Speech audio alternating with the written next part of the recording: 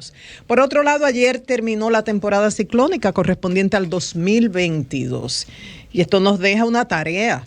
¿Ustedes creen que en 6 meses, es decir, hasta que comience la nueva temporada del 2023, el 1 de junio del año próximo, en esos 6 meses tendremos tiempo para completar la agenda que se había establecido de instalar cerca de 4 o 5 radares meteorológicos? O sea, esto ya es una necesidad. A veces uno no quiere insistir con este tema porque cansa, harta hablar de lo mismo sin que se vean resultados.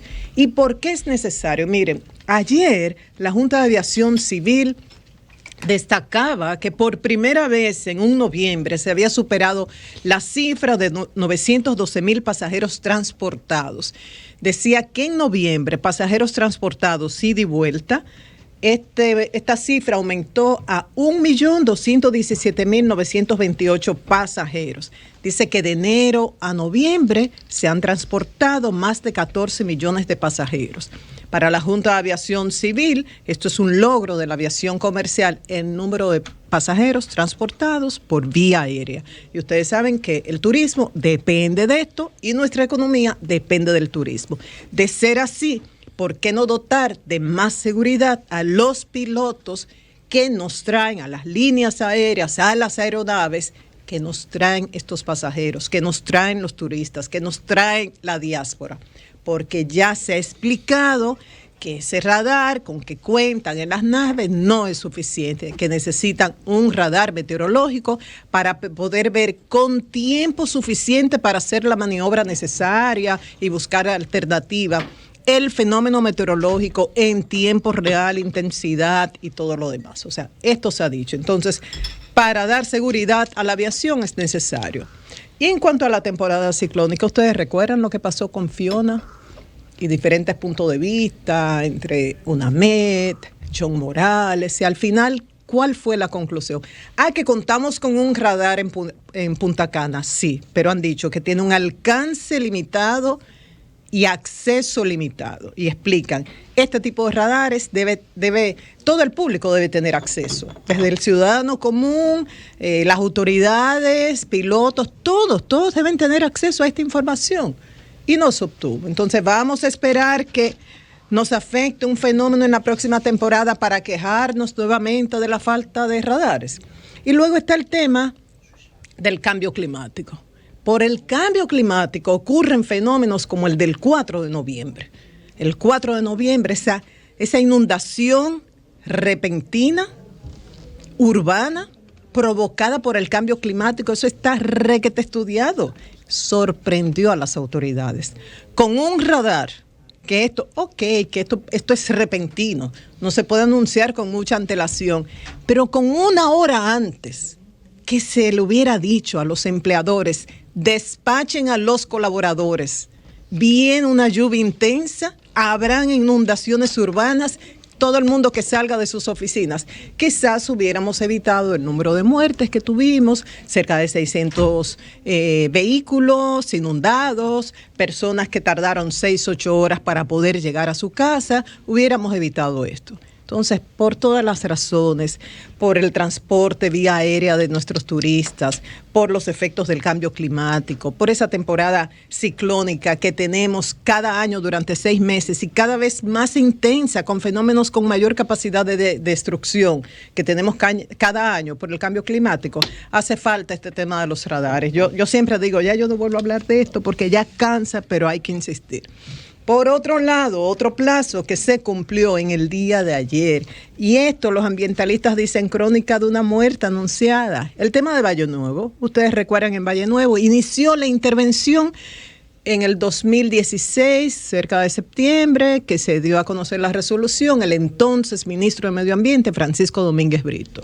Se logró trabajar en la zona norte, la parte correspondiente a Constanza, se reubicaron una serie de agricultores ahí, y la idea era cero agricultura intensiva en áreas protegidas y punto. Y decía Domínguez Brito, esta área es muy importante. Si se seca Valle Nuevo, estaríamos afectando a más de la mitad de la población de República Dominicana que depende del agua que se produce acá en Valle Nuevo, madre de las aguas. Quedó pendiente el área sur. En la gestión de Ángel Esteves no se hizo nada. Inclusive ese ministro defendía determinado tipo de agricultura en las áreas protegidas, en Valle Nuevo, en el área sur, en la Sierra de Boaruco. Lo decía claramente. Ese era su enfoque.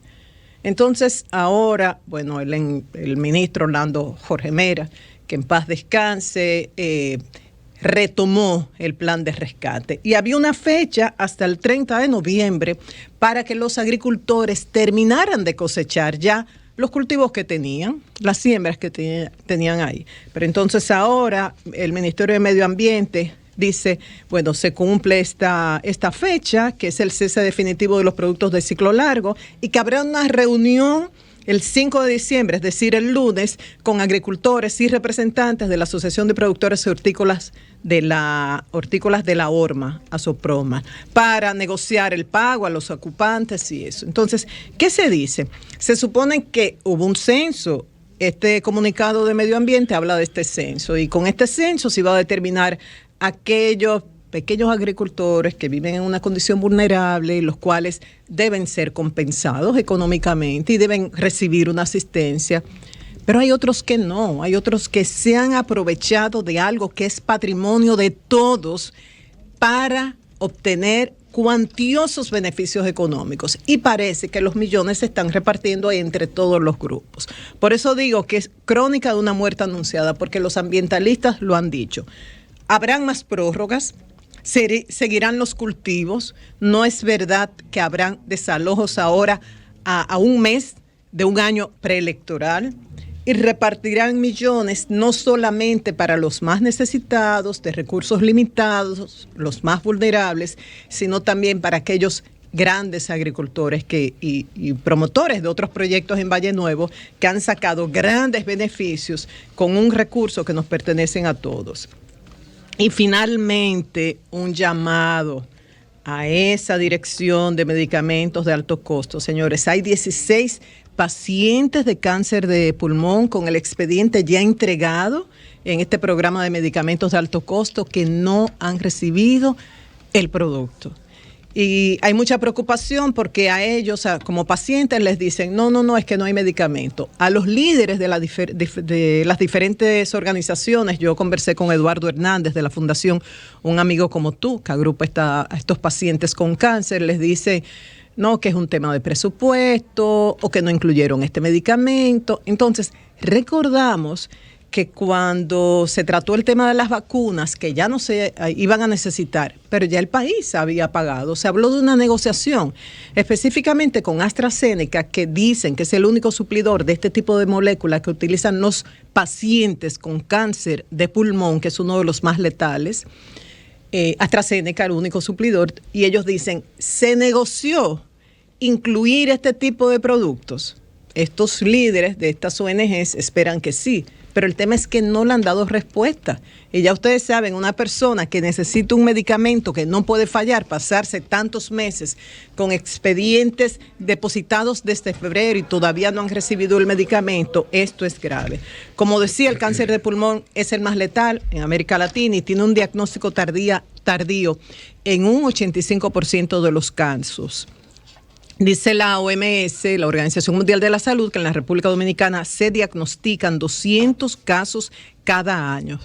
Que este cáncer es el responsable de más de 86,000 muertes por año en la región y causa alrededor de 1.8 millones de víctimas globalmente. Lo peor es el diagnóstico tardío. Síntomas: tos persistente, flemas con sangre, dolor en el pecho, ronquera, falta de aire, pérdida de peso y o apetito, neumonía recurrente o bronquitis, sensación de cansancio o debilidad. Y personas, por ejemplo, que fuman, el ritmo habitual de la tos se altera y aparece en horarios no comunes. No hay que alarmarse si se tiene un síntoma de esto, que puede ser por otra situación, pero sí estar muy atentos. Y por favor, el programa de medicamentos de alto costo, que mínimo den una respuesta. Incluyeron estos productos en la compra, estos medicamentos no van a aparecer. En esa negociación de AstraZeneca se incluyó esta molécula que utilizan los pacientes de cáncer con pulmón. Preguntas que quedan y ojalá podamos obtener respuestas. Cambio y fuera.